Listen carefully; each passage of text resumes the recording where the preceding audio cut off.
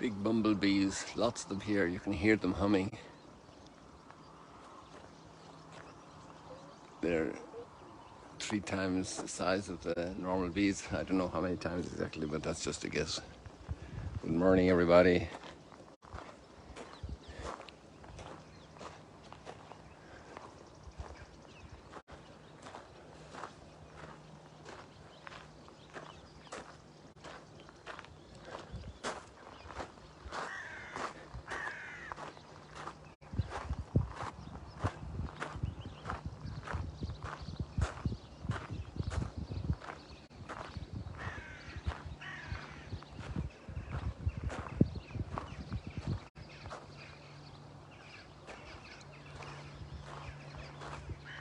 So now we're moving on to a new book of Exodus. It's one of the famous stories of humanity. The famous paradigms. It actually, I'm not saying a big statement right away from the very beginning, it's also the logic that's behind Christian liturgy, the book of Exodus. And our biggest festivity is Easter, and that's celebrated as the celebration of Exodus, of leaving. A little funny note for me, when the first time I was in Greece, taking the advantage of a stopover from here to Rome 16 or whatever years ago, 15 years ago, I picked a flight arrangement that let me have about 7 hours stopover in Athens, and I was really surprised to read, as I was starting to figure out the Greek letters, and I was seeing Exodus a number of times along the freeway from the airport into Athens. And that's the name for the exit from the freeway. It's called Exodus. And I guess that's where we have the word exit, more or less. Odos, I think, is a road, right? And if I'm right, the exit, getting out of Egypt. But there's a lot of reasons to get out of Egypt in this story. And then we have that horrible first introduction today, when one people wants to eliminate another. Just like these birds here, they're territorial in their thinking, and they want to drive out any attacker for their chicks. Although the chicks have grown by now, but they have all these exercises going on all the time. They're military exercises, they're scare exercises, they're frightening sounds, they're sudden charges to show that this is their territory.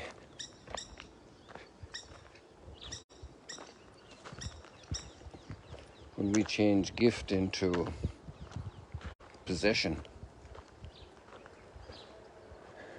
and not honor the fact that it's gift. Wow, that lady just jumped up right from behind us there, in front of us. But she's perched over here again, very close nearby.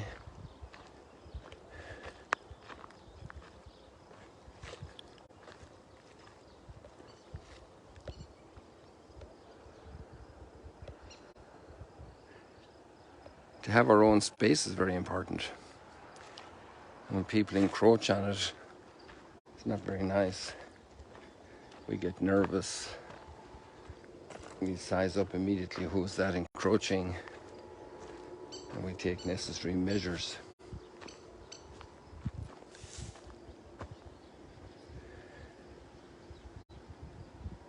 The place of the other in our lives. It's a lesson that every child has to learn, every baby has to learn. But even as adults, we don't finish learning.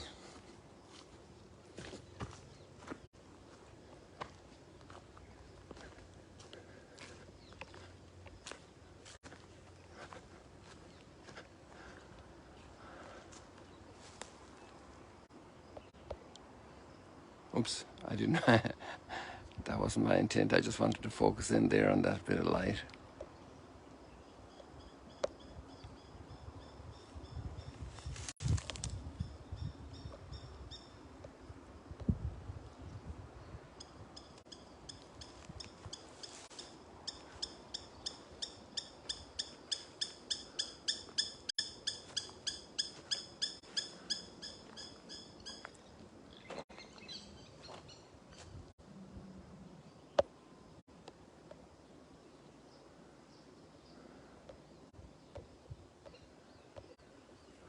Making space for others.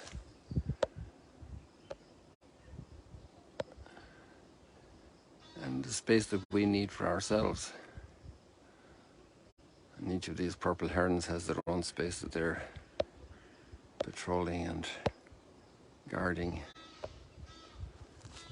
And then the decision is made there's not enough space for you and me. We had the same situation with Lot and Abraham, because their herdsmen were in conflict over the watering holes. It could be over the oil wells, it could be over the mineral supplies, it could be over market share. Amazing how we have this reality, and it's not going to go away from humanity.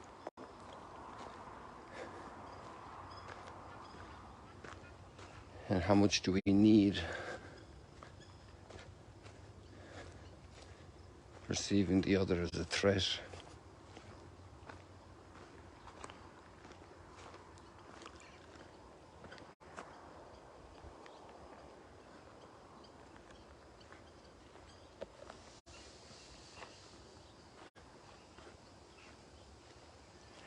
There we got that purple heron right in the behind the sun. The sun is right behind it. Or did it fly away on me?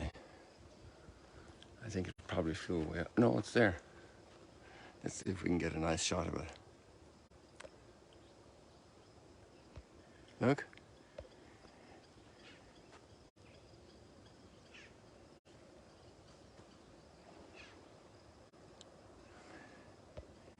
Maybe there was a nice screenshot to be had there of that eventually. As she flew away.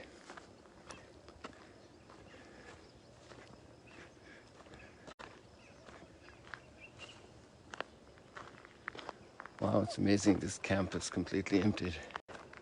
Well, it's Monday, so if they were here just for Friday and Saturday, they probably even got a bit cleaned up yesterday.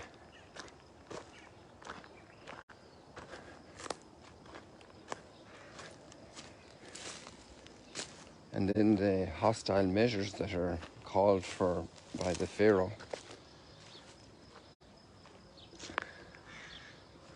His power base is threatened in long term. So better start weakening the enemy already. Slowing down the process.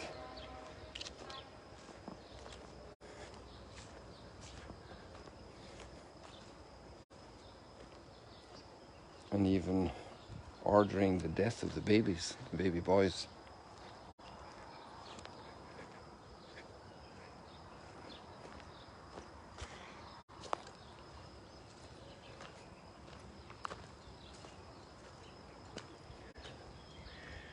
And this is part of the fallen nature of humanity, not to be able to make space for the others. And it's part of the victory of humanity when it's made. And sometimes it's made with great sacrifice.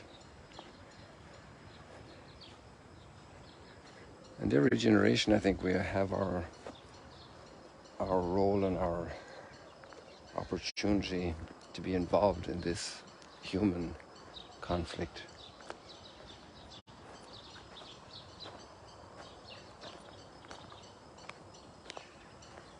And people are labeled as threats.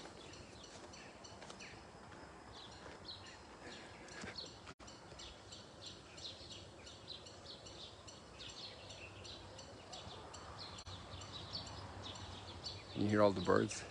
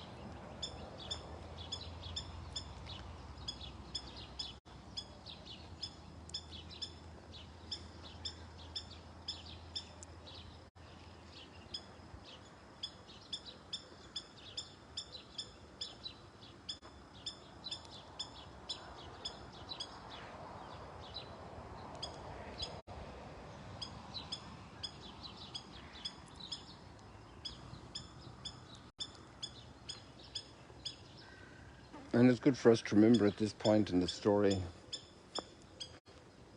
what we have in the psalm.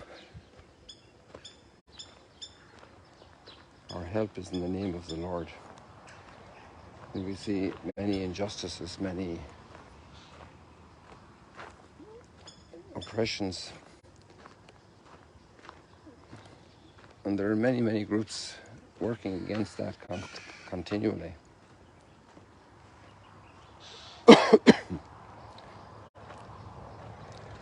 But not all the solutions are immediately effective, and sometimes some proposed solutions cause other problems of injustice, or there's a contamination of conflicting motives and ideologies. And how to live with that. How to be a warrior for the good.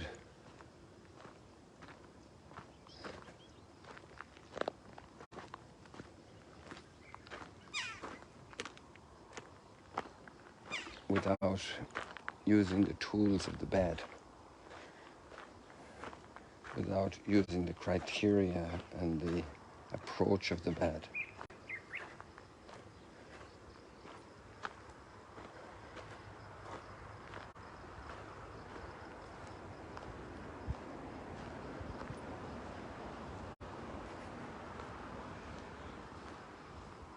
That's really a big challenge for all of us. Truthfulness, justice, fairness, and without entering into hatred for people, which is a foundational injustice, to hate somebody.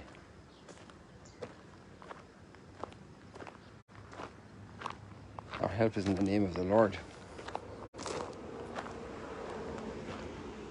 So I hope that this exercise of going through the Exodus readings will increase that heart that each of us is given as we walk through life, along the road of life. There we have the city of Tiberias in front of us, walking through our cities today. So many different areas in a city. Areas that are labeled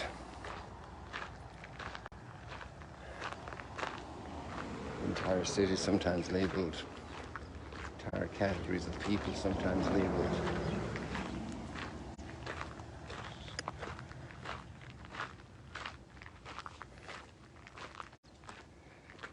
And there are two very big points in the gospel, just to touch on them right now. One of them is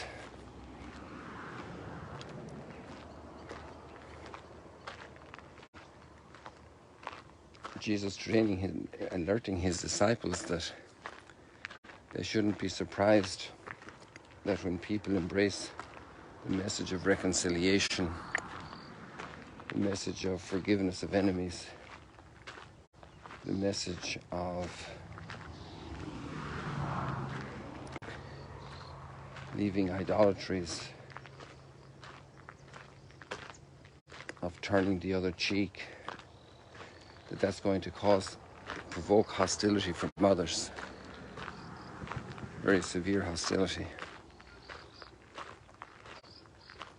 And we know stories of the famous story of St. Catherine of Egypt and how her father had her tortured because of her Christian faith. And then that other part of Jesus' teaching that doesn't show up in today's reading, but to turn the other cheek, to not hate enemies.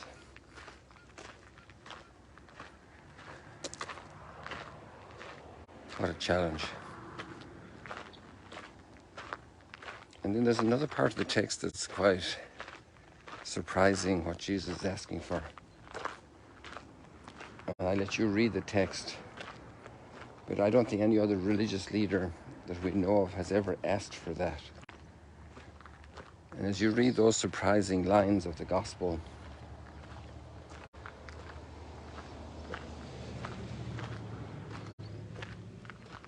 this incredible self-presentation of Jesus also needs to be held in parallel with his self-giving on Calvary and his total forgiveness of enemies and his very practical concreteness in bearing so much with such incredible nobility. When you put these two things together, then you say, well, we're not talking about a madman. We're talking about two amazing dimensions, incredible dimensions that no human being would have planned to put together like he did, like he lived. People will leave it like that for today. God bless you. See you later. With all the intense light, I can't see what I'm seeing, what's on the screen, but I think it's me. God bless you. See you later, alligators.